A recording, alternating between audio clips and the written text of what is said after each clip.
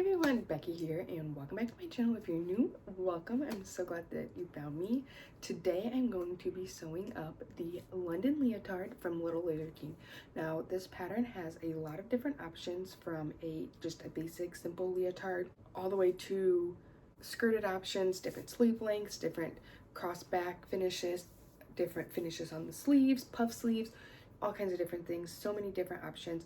But today I am going to be doing the skirted leotard with the basic long sleeves, and I'm going to be showing you how to do it without binding. Now, binding can be very scary for some people, and it also just sometimes doesn't work on the machines that you have. So in my instance, I don't have machines that work great for binding. It just doesn't really give me great results. It also kind of depends on the fabrics that you're using and things like that, but I'm using a really thin, soft double brush poly here, and binding is just not going to turn out. And it's really easy to swap out binding on really any pattern.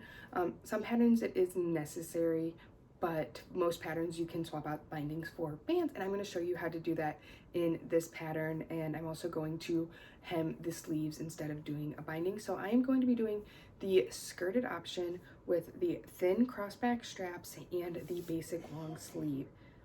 I will also be using a double brush poly from Raspberry Creek, one of my favorite places. They have so many cute options.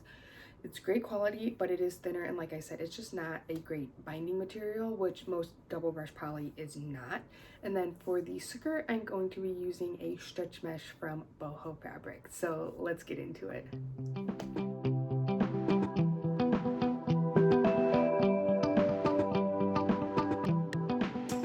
Alright, to get started, as always, we're just going to go over the pieces that we need.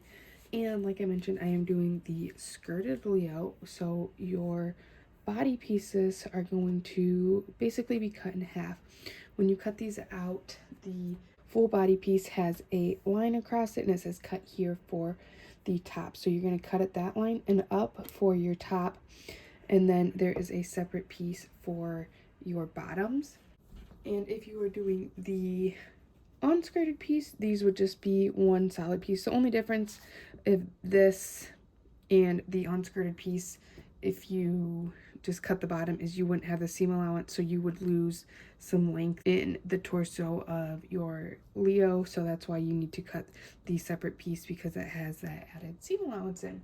So I have my front and back top part of my body, and then my front and back bottom part of my body. And then this is my skirt. It should be a whole circle. Oops. And look kind of like a donut.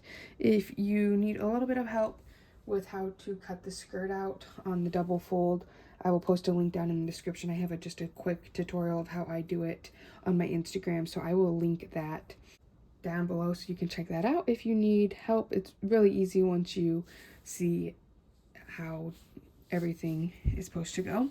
And then I have my neck binding. This is my lining piece, and then I am doing the thin crossback strap, so I have that piece, and then I am doing the long sleeves, so I have my sleeves.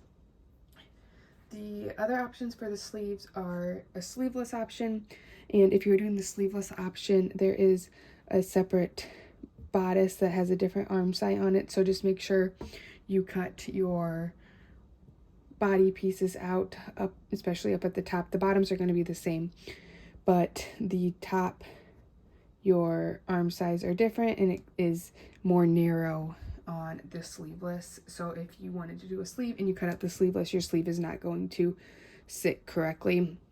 And then if you cut out the sleeve version and you were doing sleeveless, it would end up being okay. It's just going to be a little bit wider, and it might sit a little wide on the shoulder, but you could always just trim that down. So just make sure you pay attention when you're cutting to which version you are for the sleeve / the arm side.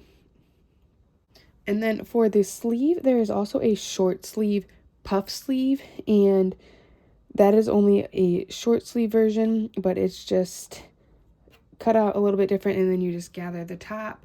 But with this one, you could also cut it as a short sleeve, and then I believe there's a 3/4 length, and for those there's bindings that go around them. There's also an option to do the ties. I am not going to be doing that in this tutorial, but those are options. And so now we are going to get into it. So right now we're just going to set everything aside, and we're just going to take our lining piece here, and this is just going to go on the inside of your bottoms like you would on underwear, swimsuits, things like that. And we're just going to take this over to our serger and finish this raw edge at the top. This is the edge with the points on it, not the edge with the square corners. Really just for a better looking finish on this piece, and it does prevent rolling a little bit, but once it's sewn in there, it's not going to really roll. So if you don't have a serger, or you have somebody that has sensory issues and things like that, then you can just omit this. I wouldn't finish it with like a zigzag or anything like that. The only reason I would finish it is if I had a serger, but like I said, you could easily omit that. So I'm going to go ahead and just finish this with my serger real quick and be right back. All right, finish that up. That was quick and easy. And this would be the same for the basic leotard as well. I'll kind of talk about the differences here as we get to them. Now we're going to take our back bottom piece, or if you were doing the basic leotard, it would just be your whole back piece. And then we're going to take our lining piece, and you should have your wrong side facing up of your back piece. And then we're going to take our lining piece with the right side facing down, and we're going to line it up down here where there's this little rectangle cut out at the bottom, and then like I mentioned, you have the squared edges on the bottom right here, and those should just fit on top of each other perfectly. And you just want to line up that bottom edge and your sides there. Then you could go ahead and baste this on if you wanted. I don't really find that necessary. I just pin it in place, and I don't really have any issues with it. But if you were concerned, baste it on. Like I said, just gonna pin it, and then once it's pinned on, you're gonna take your front piece for the bottoms, or your whole front piece, and you're just going to lay it down and then put your back piece on top of it. And again, we are just going to line up this bottom section right here. Your front piece has that little rectangle on it added on the bottom as well, and that is the reason it looks like that is because that is your seam allowance that is going to be sewn through.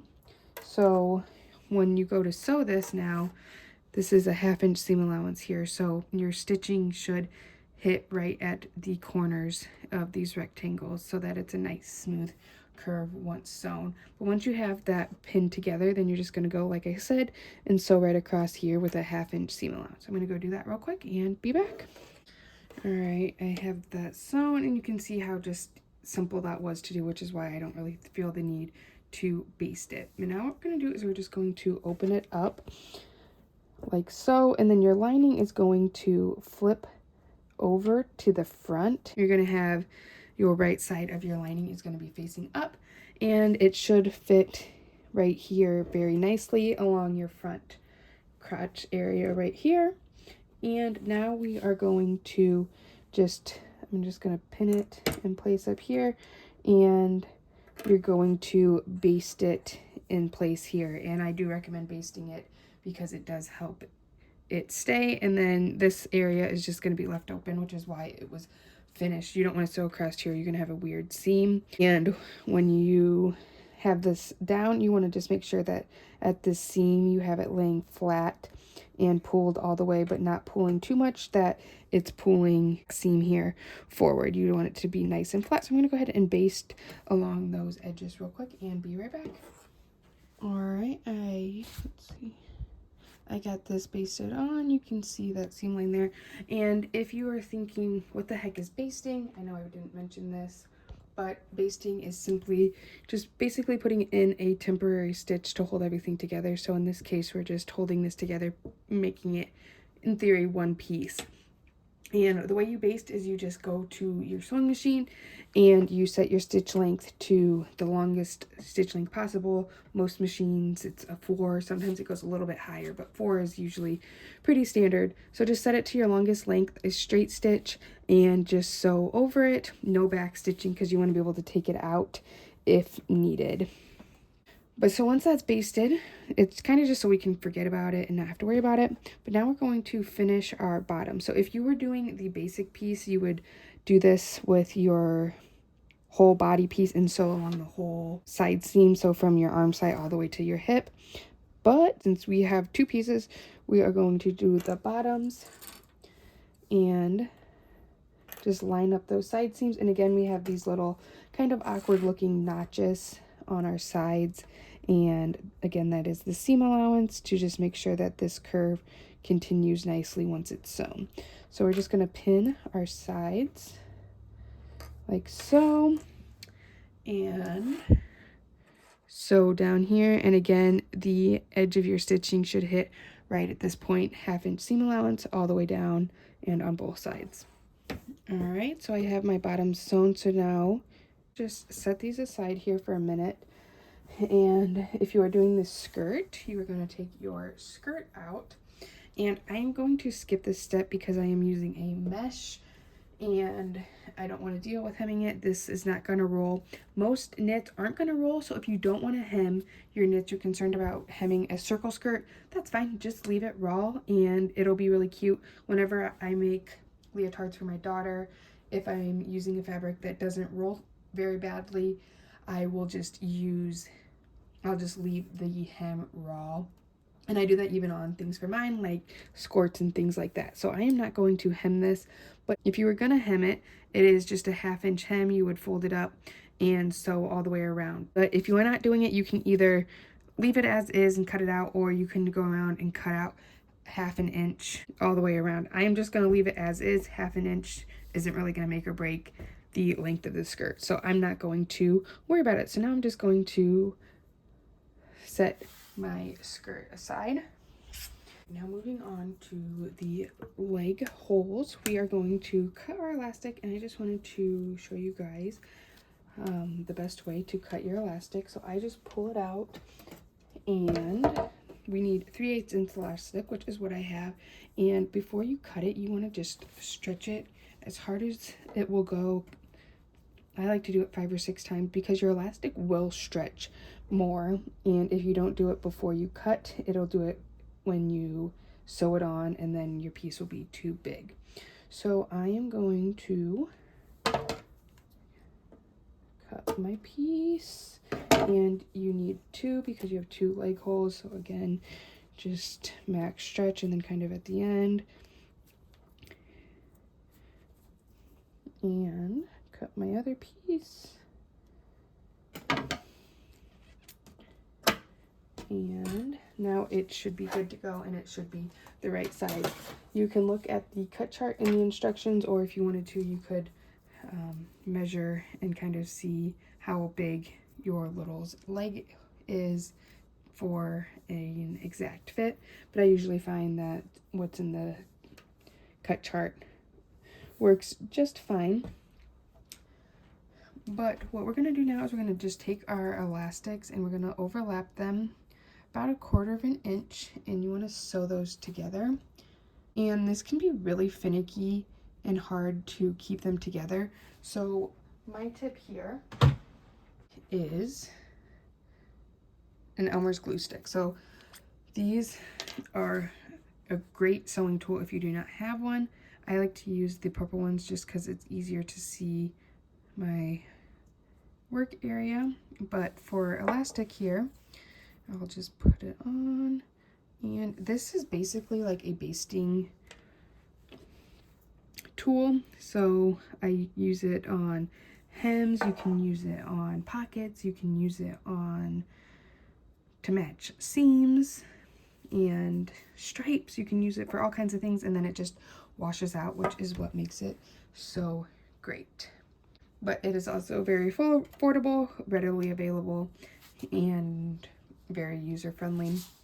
So if you don't have Elmer's glue sticks in your sewing toolkit, definitely recommend them. I buy a pack of like 30 when they go on super sale from Amazon, and it lasts me forever. Like, I'm still working through the one that I got like a year and a half ago. So then we're just going to take this over and sew up and down both of these pieces to secure them in the round. So I'm going to go do that real quick and be right back. All right, so now we are going to attach our leg elastic to our bottom, and we are going to be putting it on the wrong side of our bottom. I like to do it with my piece right side out. I just find it easier to have my elastic going on the inside. Same thing with the cuffs. I like to put them inside. So it's just kind of a preference there. But what you're going to do is, I like to just mark my elastic. So this is 1/2 point, and then I just use a marker. This is just a washable Crayola marker, and find my 1/2 point. And you could find your 1/4 points as well. This is an 18-month size, and I find on the smaller sizes the 1/4 points are just kind of pointless, and it just makes it harder to do because you have too many pins and it's not such a big area. But anyways, I am going to put my elastic in here, and I like to put my ends down here right past my seam of my lining in the bottom center, and just kind of butt it up to that seam allowance here. And then I will find my 1/2 point of my leg opening, and it is not your side seam, because as you can see, one curve goes out and the other comes in, so those are not equal curves. And so I'm just going to line up my edges here. And so you can see here is my halfway point and here's my seam. So it's about almost an inch into the front leg opening. And that's just to make sure that it is nice and even. And then I'm just going to pin that on. And now your elastic should be smaller than your leg hole, because that's what cinches it in. So we are going to take this over, and I like to attach it with my serger first. So on my serger, I turn my length up to a 4, and then I turn my blade off so I don't cut my elastic. If you cut your elastic, it could cause some issues and cause breakage in it, especially depending on the type of elastic. But I like to just play it safe, and I turn my blade off so I don't have to worry about it. And then you're going to just put this under your serger, and as you sew it, you're going to stretch your elastic to fit and just slowly feed it under. You shouldn't have to stretch it too much, but just kind of gently stretch it, and you only want to stretch it enough to fit your bottoms. You don't want to stretch it so much that your fabric is stretching as well. So I'm going to go ahead and sew this one on. I'm going to do the other one as well because it's just the same process, and be right back. All right, so I got my elastic sewn on, and I don't think I mentioned, but you do want to keep that edge of your elastic lined up with the edge of your leg opening all the way around as you sew it, so then the extra elastic will be sticking in towards the inside of your leotard. And I do have a full video tutorial on adding elastic like this and top stitching it down. It is for a waistband, but it is this same exact method, just on a little bit of a bigger scale. So I'll link that down below as well if you want to check that out. It's going to look a little bit different because it's the waistband in different size elastic, but the methods and everything is still the same, and it's the same for this part here when we're going to do the next step as well, which is flipping it and top stitching it. So for that, what we're going to do is we're just going to simply take our elastic and flip it down towards the inside so that your elastic is covered. And the fold should be at the edge of the elastic here. So here's the edge of my stitching, and then here is the edge of my elastic. So your fold should be hugging that edge of your elastic. And then you just want to pin those down, and then I like to top stitch this using a wide, long zigzag stitch on my sewing machine. You can use a cover stitch, but you do want to use a stretch stitch. Even though there is stretch in the elastic, you just don't want things to pop if you stretch it too much. But when you pin, you just want to make sure that you are keeping it lined up on the front and back, because it does gather a little bit because your elastic was smaller. So once you have that, you're going to take this over to your machine and you're going to sew your elastic down. And again, you're going to stretch it as you feed it through your machine from the front and back. This is important. And you don't want to fight it, so you don't want to be pulling it and forcing it through your machine one way or the other. You just want to pull it and kind of guide it through your machine. But you want your elastic to be stretched enough that your fabric lays flat. You don't want to stretch it and overstretch your fabric, and you don't want it to not stretch enough, otherwise you'll get wrinkles and pleats in your fabric after you sew it. So you're just going to stretch it and sew, and then when you're doing a zigzag, or if it's a cover stitch, whatever, you want to kind of enclose your raw edge. So like if it was a zigzag, you would have one stitch going on your elastic, one stitch going right at the edge, and that's going to keep it from flipping out as well. So I'm going to go ahead and top stitch both of my elastics down and be right back. All right, I got my elastic sewn on. You can see there just how nice and clean that looks. Here's the inside. You can kind of see my zigzag, but it really blends in with that serge stitch, and there it is on the outside. So now what we're going to do is we're going to finish off the bottom part of our skirt. So we're going to lay it out with right side up, and we're going to take our skirt piece and open it up and lay it on top and match up your sides. This one doesn't really have a right side or wrong side or a grain line, so it doesn't really matter. But what I do recommend is for your skirt, your green line where it is going up and down straight should line up with your middle front and your middle back. So like if you have stripes, the stripe down the front should be straight down, and then on the sides everything else will kind of angle in, and that just makes it look a little bit better from the front and back where everything is straight. So just kind of be cognizant of your pattern on your skirt if there is a print on it. And then you do want the right side facing out, so that you have the wrong side of your skirt is on the right side of your bottoms, and your skirt should fit your bottoms pretty much perfectly without having to stretch. So I am just going to put an extra pin in it at the center front and center back. And then we are just going to baste our skirt on all the way around to our bottoms. All right, so now I have my skirt basted on. And again, this was just like basting the lining here, that it basically is just to help keep everything together. And now your bottom piece is done. So now we are going to move on to our bodice. And so I'm going to take out my back bodice and my front bodice here.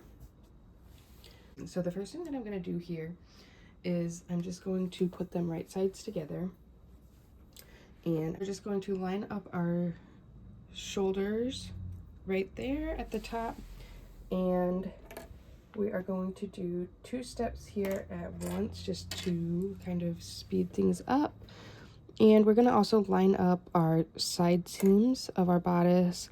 Now, if you were doing the full piece leotard without the skirt, you would have done this when you sewed up your bottoms, and then you would just be doing the shoulder seams at this point.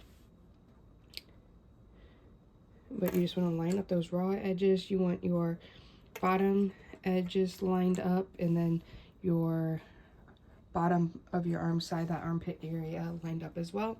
And then we're just going to sew across both shoulder seams and down both sides.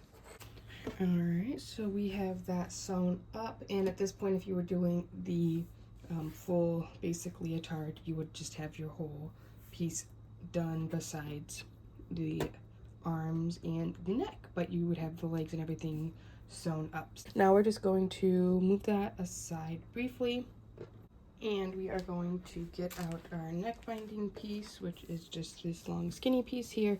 And first thing we're going to do is simply fold it in half, with right sides together, lining up this short end here to create a circle, and then we're just going to sew down that real quick.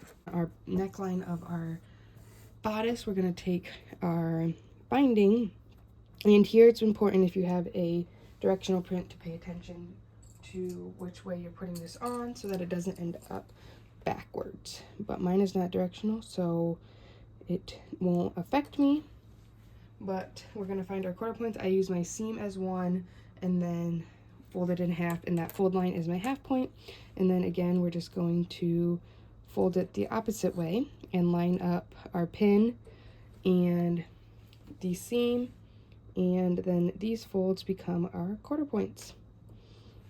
And this is going to help you apply this evenly and stretch it out evenly, because your binding is going to be smaller than your neckline, and if it is not even, you're going to get weird wrinkles and things in places you don't want. And so, as I said, I'm going to be doing things a little bit differently than the tutorial. And in the tutorial, it has you add binding, and I prefer the look of a neckband better. And so now that we have our binding piece sewn, I'm not going to make any changes to the actual pattern piece. I am going to fold it in half with wrong sides together, just like you would a band. And I'm going to quarter it in half as I pin these edges together, just to kind of help keep it in line. And bands are much more user-friendly than binding and much quicker. If you have a cover stitch, then obviously you can use an attachment and do it that way. But I get that is not centered. See how much longer that is? So I'm just going to line those up and find then my quarter points, and you are going to just apply it like you would any neckband. The binding piece is typically okay to use for a band. It always varies a little bit based on your fabric, but whenever there's a pattern with binding, a binding pattern piece, that piece is always good to use for a band instead.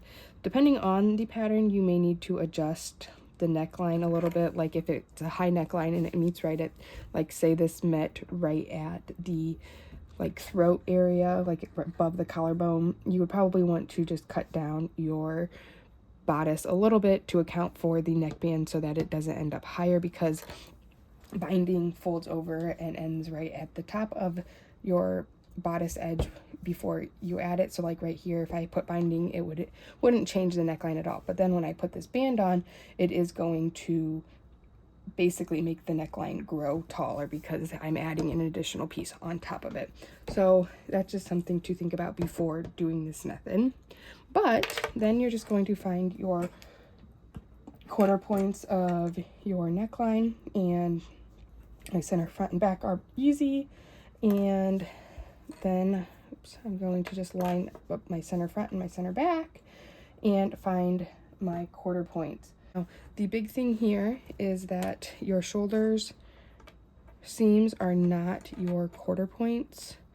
That is a big misconception that people don't really realize sometimes, and that's why your neck bands end up being all wonky and stretched and wrinkly in the front or back. But 9 times out of 10, your front neckline and your back neckline are not going to be the same length, and so there's longer distance on one of them, which on this one the back neckline is lower, so our quarter points end up being about an inch below our shoulder points for this to make it even, because you can see how much shorter this front neckline is than your back neckline. And so now all we're going to do is take our band, and with right sides together, this is basically what you would be doing with the binding as well. You would just not have your binding folded in half.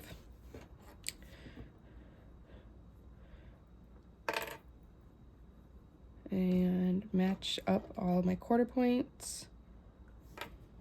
And we're doing this because I didn't mention this. Your neckband is also smaller than your neckline, and so you have to stretch it a little bit to get it to fit, and that's why we want it to be nice and even through there, so that as we stretch it evenly. And so you can see here how it pulls a little bit in between those, and it should be pulling pretty even between each of those gaps. And again, your neckband will be shorter than the neckline, and so then as you sew, you're just going to stretch your neckband slightly, just enough that your neckline is laying flat. You don't want to stretch it more than your neckline, otherwise it's going to cause it to buckle. And you're just going to go all the way around, stretching it slightly as you sew. And again, you would do that same thing if you were doing the binding. You would just have one layer of your neckline instead of two. And if you do have a directional print, it is very important to make sure you have it the right way. And so now I'm just going to go and sew this band on and be right back. And there is my neckband all sewn on, and you can tell, or you can see it there. So the biggest difference is that just when you do binding, you don't have a exposed seam, but even on armholes and things like that, I like to do a band instead of binding. I just think, one, it's quicker, and personally get better results with my machines. And so we are going to be skipping around a little bit again. I'm going to be doing the sleeves, but I'm going to skip that step here for just a second, because I am going to be doing the back straps. And when I do things like this, I like to do them when I have the least amount of fabric hooked together. So if I had the sleeves and stuff, there would just be more bulk and it would be harder to do, and it doesn't really affect adding this back strap onto it. But if I can do it now, it just makes it a lot easier to handle everything at once. The first thing we're going to do is take our strap piece, and again, I'm going to do this a little bit differently. I'm just going to make it into a tube instead of a binding. It's just a lot easier and a lot cleaner, especially on like these little pieces. And if your fabric rolls like this one is, because the binding, they have you folding the edges in and then top stitching it, and that also can cause it to stretch out. So I am going to fold it in half with wrong sides together and just sew all the way down this wrong edge and then flip it right side out. So I'm going to go do that real quick and be back.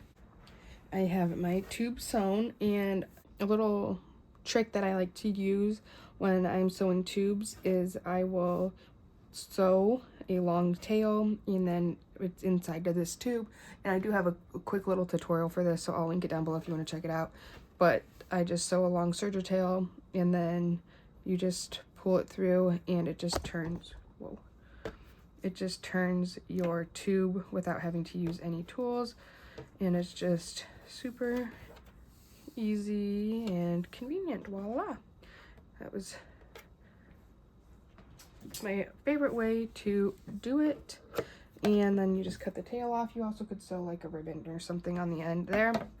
But now we are going to fold our strap in half, and just up here at the fold, we're just going to cut it to make two.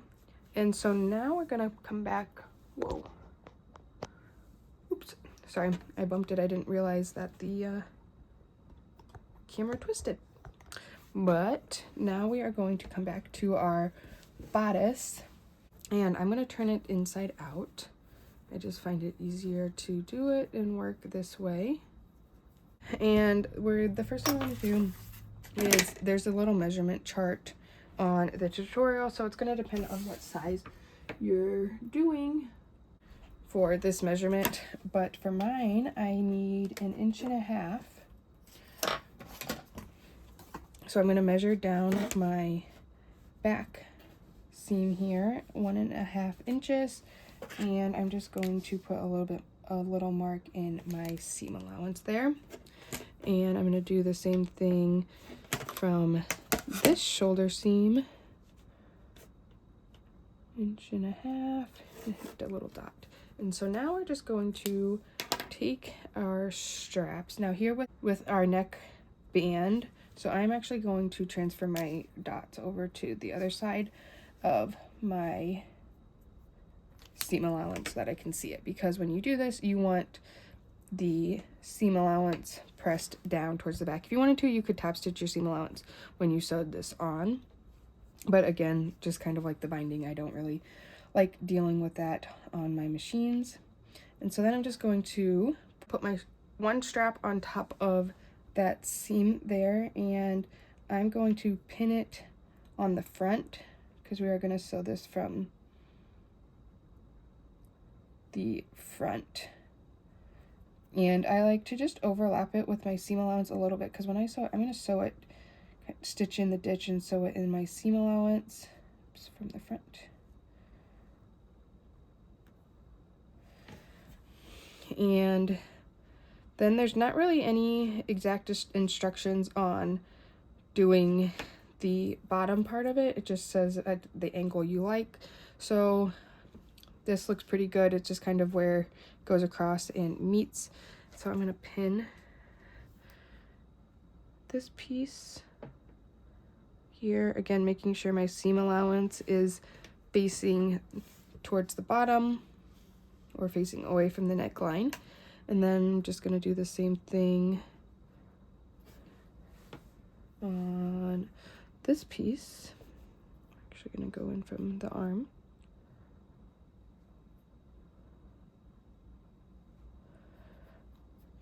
And make sure it's laying flat. And then just make sure that these are even and hitting at about the same spot down here at the bottom. So now I'm going to pin this in place, and then I'm going to flip it out to the front and just go over to my sewing machine, and just along this seam line here, I like to do it in the seam line as best I can. If you did the binding, try to do it on top of your stitches that you already made, and just stitch that down inconspicuously there so that it is attached. So I'm going to go ahead and sew those down and be right back. Alright, so I have this all sewn up, as you can see, and so now we're going to move on to our sleeves. So I'm just doing the basic sleeve here. If you were doing the puff sleeve, it wouldn't be much different. You would just sew some basting stitches in here and gather the top of your sleeve to fit the arm side. But we're just going to fold our sleeve in half, like so, and line up this side seam and pin this together all the way down. And we're just going to sew down this side seam. All right, I have that seam sewn up there, and now we are going to attach it to our bodice, and these steps are all going to be the same for the other sleeve as well, so I'm just going to show you on one side. But I like to turn my sleeve right side out, and then I'll turn my bodice inside out. And then we're going to take the seam that we just sewed, and we're going to slide our sleeve into the armhole so that it's going all the way down, and we're going to line up the side seam of our sleeve to the side seam of our bodice or your full leotard. And I'm going to pin that in place, and then we're going to find the center top of our sleeve, which I believe there was a notch in that on your pattern piece. If not, just fold it in half. This sleeve was cut in the fold, so it doesn't matter what front and back. The center top is the center, lines up with your shoulder. And Then we're just going to match up those edges and sew all the way around. You could add more pins in there, but for the smaller sizes, I don't like to. It just, there's not enough room to even sew in between the pins if I add in more. So I'm gonna go ahead and sew that on and be right back. All right, so I went ahead and attached both sleeves. And then if you flip it out, you can see here those sleeves. And now, staying with the tune of the no binding, I am not going to bind the bottom of the sleeves. I'm not a fan of that. I do not like having binding on the bottom of the sleeves. I just find it extra bulky. So the one option, you could do it just like you did with the neckband, and you can make it a band, or you can just fold this up, which is what I'm gonna do, about 1/2 inch, and stitch it down. Now, I probably should have lengthened the sleeves to account for the hem, but a 1/2 inch isn't really gonna make or break this, and the person I'm sewing for is a little bit on the more petite side, so I'm not really concerned about it. And again, 1/2 inch isn't going to make or break it. So I am just going to fold these up 1/2 inch and top stitch them down using a stretch stitch, because you do need that stretch in the wrist. And that's the other reason the binding, if I tried to sew it on with a stretch stitch, it would end up way stretched out and wavy and puckery and just not cute. So I'm just gonna hem it and I'll be right back. All right, I have my sleeves hemmed, and our very last step now is to just attach the bottom of our leotard to the top. And the way that I like to do it is have my skirt right side out, and then I turn my bodice wrong side out, and I will make sure you have your back to your back. So I have the back of my bodice facing up, as you can see my cross is there, and then the back of my bottom facing up. And then I'm just going to slide this in, matching up those side seams and sliding it in, making sure my skirt and everything is inside my bodice there. And then I just kind of jiggle it down so that everything is down and out of the way. And this should fit without having to stretch anything. It should fit perfectly in there. And I'll just pin it on and sew all the way around there, and then we are done. All right, so once you sew your bodice onto your bottom, you are done. The only other thing I will say is that depending on the seam allowance that you used when you basted, and then your seam allowance putting it on, if you used a serger, you may have cut it off, but you will need to remove that basting from the waistband, otherwise you won't have stretch in there. And that could be the same down here, but most likely there's enough give anyways, and it's cinched in enough that you don't need to worry about the basting. But this turned out so cute. Here is the back. I love the mesh skirt on it, especially with it being a circle skirt. Just flows so nicely and it looks so cute. And this no binding hack makes it so much easier and simpler and quicker to sew one of these up.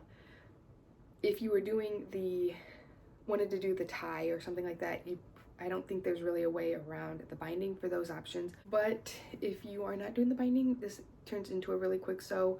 If you're not doing it skirted, it goes really quick. So if you need a leotard for gymnastics, dance, whatever, or one of your littles, this pattern is great. And there's so many different options that you can make so many different varieties with just one pattern and get more bang for your buck. And I do think this pattern goes from 12 month up to 12 or 14. So there's really a big size range in there as well. But anything that I mentioned in the videos, materials, anything like that, I will have linked down in the description below for you to check out. If you have any questions, feel free to leave a comment and I would be happy to help. You also can reach out to me on Instagram. My Instagram is @sewbex. It's SEWBEXX, and you can reach out to me there. I'm usually a little bit more active and it's easier to answer questions and things like that. So you can ask me questions on this pattern, my other videos, suggest new videos, ask me general sewing questions, anything like that, or just to chat. I'm always open to new friends. So thanks for watching. Bye.